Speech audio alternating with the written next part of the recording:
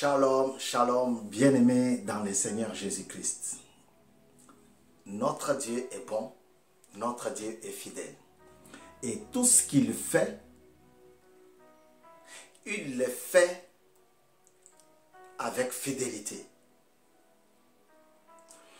Vous êtes sur Mokolo Télévision, dans votre émission « Je lis pour toi ». Tellement que c'était bon, tellement que c'était merveilleux. Cette discussion, cet échange entre Job et ses amis, nous avons préféré, nous avons souhaité continuer. Donc, aujourd'hui, nous allons encore continuer le verset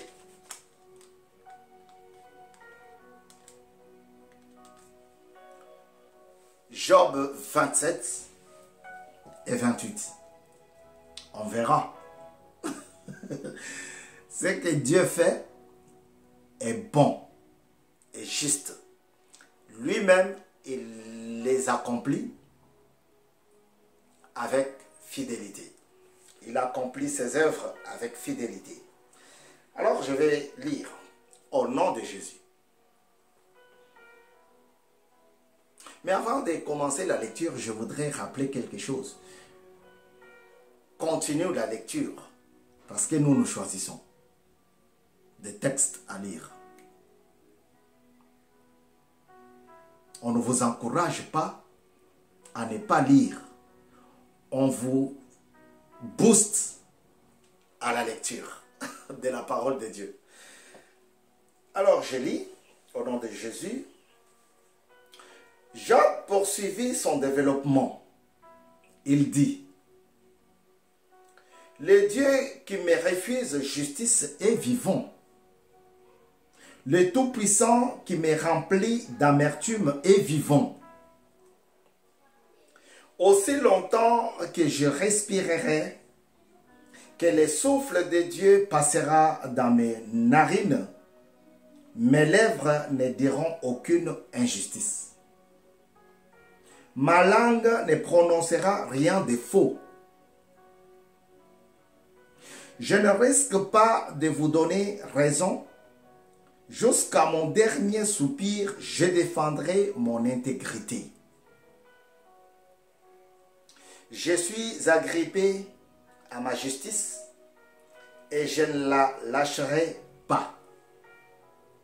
Mon cœur ne me fait des reproches sur aucun jour de ma vie. Que ce soit mon ennemi qui soit traité en méchant et celui qui se dresse contre moi en homme injuste, quelle espérance reste-t-il à l'impie quand Dieu coupe, quand il arrache le fil de sa vie? Dieu écoute-t-il ses cris quand l'angoisse vient l'assaillir? Fera-t-il du Tout-Puissant ses délices? Fera-t-il en toutes circonstances appel à Dieu? Je vais vous enseigner la manière dont Dieu agit.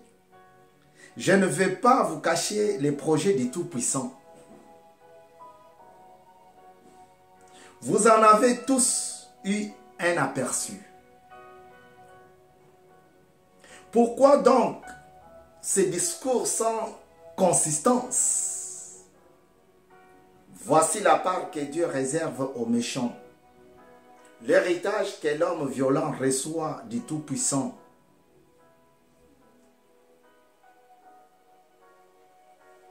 S'il a de nombreux fils, ce sera pour l'épée, et ses rejetons manqueront de pain. Les survivants seront ensevelis par la mort, sans que leur veuve ne le pleure. Il aura beau amasser l'argent comme la poussière.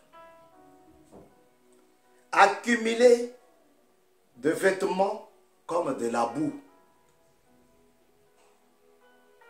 Il les accumulera, mais c'est le juste qui les enfilera. C'est l'innocent qui jouira de son argent.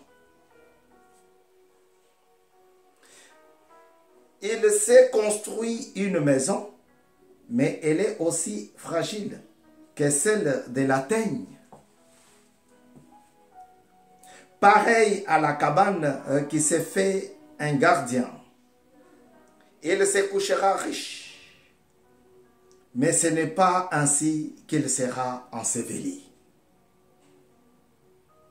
Il ouvre les yeux et tout a disparu. Les terreurs le surprennent comme de l'eau. Une tempête l'emporte en pleine nuit. Le vent d'est le soulève et il s'en va. Il est violemment arraché de l'endroit qu'il occupait. On lance sans pitié des flèches contre lui. Il cherche à fuir. La main qui veut l'abattre, on applaudit à sa chute. Et de l'endroit même qu'il occupait, on siffle contre lui. L'argent sort, chapitre 8, l'argent sort de quelque part et il existe un endroit pour affiner l'or. Le fer est tiré de la poussière et en coule le bronze à partir d'une pierre. L'homme met fin aux ténèbres. Il explore jusqu'à l'extrême limite les pierres cachées dans l'obscurité et dans l'ombre de la mort. Il creuse un puits loin des endroits habités, là où les pieds ne sont d'aucune aide. Il est suspendu, balancé, loin des humains. La terre qui fournit les pains est profondément bouleversée, comme par un feu. Ces pierres contiennent du saphir et l'on y trouve de la poussière d'or. L'oiseau de proie n'en connaît pas le sentier. L'œil du faucon ne peut l'apercevoir. Les plus fiers animaux n'y ont jamais marché. Le lion n'y est jamais passé. L'homme porte sa main sur la roche. Il bouleverse les montagnes depuis la racine. Il ouvre des galeries dans les rochers et son œil peut contempler tout ce qu'il y a de précieux. Il arrête l'écoulement de l'eau et il amène à la lumière ce qui est caché. Mais la sagesse, où peut-on la trouver? Où est l'emplacement de l'intelligence? L'homme ne connaît pas sa valeur. Elle ne se trouve pas sur la terre de vivants. La Bible dit, elle n'est pas à moi. Et la mère dit, elle n'est pas avec moi. Elle n'est pas donnée en échange d'or pur. On ne l'achète pas avec de l'argent. L'or d'Ophir ne fait pas le poids contre elle. Ni le précieux onyx ou le saphir. On ne peut la comparer ni à l'or ni au verre. On ne peut l'échanger contre un vase en or fin. Oubliez les corails et les cristals. Posséder la justice, c'est avoir plus que des perles. La topaze d'Éthiopie ne peut être comparée à elle, et l'or pur ne fait pas le poids contre elle. D'où vient donc la justice? D'où vient donc la sagesse? Où est l'emplacement de l'intelligence? Elle est cachée aux yeux de tout être vivant. Elle est cachée aux oiseaux. La sagesse. Le gouffre des perditions et la mort disent: nous en avons entendu parler. C'est Dieu qui sait comment parvenir jusqu'à elle. C'est lui qui connaît son emplacement. Car il voit jusqu'aux extrémités de la terre. Il aperçoit tout sous le soleil. Quand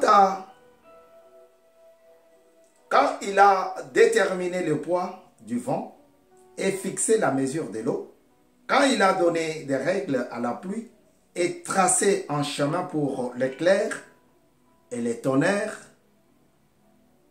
c'est alors que Dieu a vu la sagesse. Il l'a mise en évidence. Il en a posé les fondations et il a examiné. Puis, il a dit à l'homme: la crainte du Seigneur, voilà en quoi consiste la sagesse. S'éloigner du mal, voilà en quoi consiste l'intelligence. Parole du Seigneur. Verset chapitre 29. On avait promis de lire 27 et 28, mais il y a encore de la place pour 29. On y va. Job prit la parole. Si seulement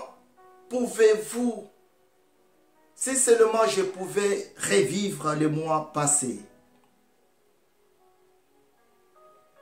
les jours où Dieu me gardait, où sa lampe brillait sur ma tête et où sa lumière me guidait dans les ténèbres.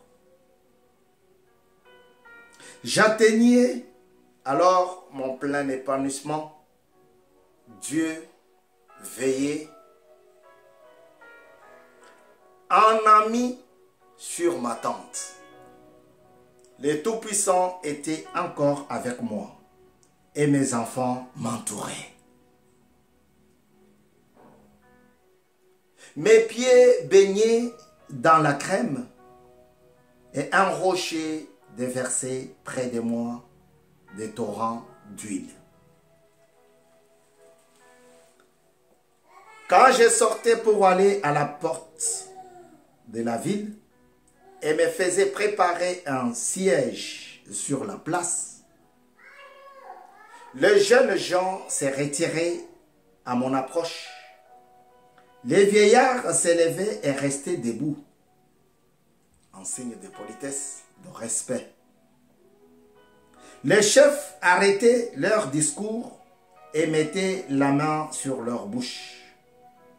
La voix des princes s'estompait et leur langue restait attachée à leur palais. L'oreille qui m'entendait me disait heureux. L'œil qui me voyait me rendait un témoignage favorable. Ce que je délivrais, le malheureux qui appelait à l'aide, et l'orphelin que personne ne secourait. Le mourant me bénissait.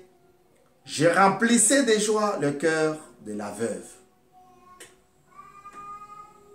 Je me revêtais de la justice. Elle était pour moi un habit. Mon manteau et mon turban, c'était mon respect du droit. J'étais les yeux de l'aveugle et les pieds du boiteux. J'étais un père pour les pauvres. J'examinais la cause d'un inconnu. J'ai brisé les mâchoires de l'homme injuste et j'arrachais la parole de ses dents. Je me disais alors, je mourrai dans mon foyer. J'aurai des jours aussi abondants que les sables. L'eau pourra pénétrer dans mes racines. La rosée passera la nuit sur mes branches. Ma gloire sera sans cesse renouvelée. Et mon arc reprendra des forces dans ma main. On m'écoutait plein d'attente. On gardait le silence pour entendre mes conseils. Après mes discours, personne ne répliquait et mes propos étaient aussi bienfaisants que la rosée pour eux. Ils comptaient sur moi comme sur la pluie. Ils buvaient mes paroles comme dernière pluie. Je leur souriais et ils n'osaient pas y croire. Rien ne pouvait altérer le rayonnement de mon visage. Je choisissais le chemin à suivre pour eux et je m'asseyais à leur tête. Je restais là comme un roi au milieu de sa troupe, comme un consolateur auprès de personnes endeuillées. Je restais là, comme un roi au milieu de sa troupe. Je restais au milieu des orphelins, au milieu de veuves. Je restais au milieu de faibles et de personnes opprimées, comme un consolateur dans un endroit endeuillé. Parole du Seigneur. Chers amis, chers internautes, merci beaucoup de nous avoir suivis. Notre prière est que le Seigneur vous bénisse davantage. Vous êtes sur Mukulu Télévision, dans votre émission « Je lis pour toi ». N'oubliez pas, n'hésitez pas non plus de faire votre abonnement. N'oubliez pas aussi de liker si vous avez aimé. Que le Seigneur vous bénisse. Amen.